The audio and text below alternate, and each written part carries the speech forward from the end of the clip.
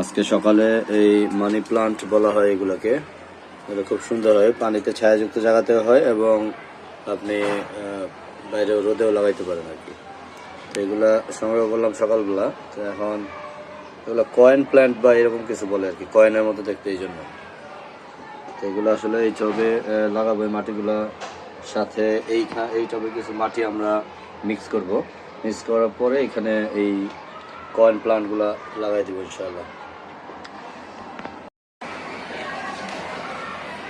অবশেষে এই কয়েন প্লান্টগুলা টবে স্থানান্তরিত করলাম। এখন যেহেতু নতুন লাগানো হয়েছে এই জন্য একটু হেলে রয়েছে, বাট এগুলা যখন সোজা হয়ে যাবে তখন কিন্তু অসম্ভব সুন্দর লাগবে। এটা লাগাইছি হচ্ছে ছোট্ট একটা জারে, কাচের জার, স্বচ্ছ।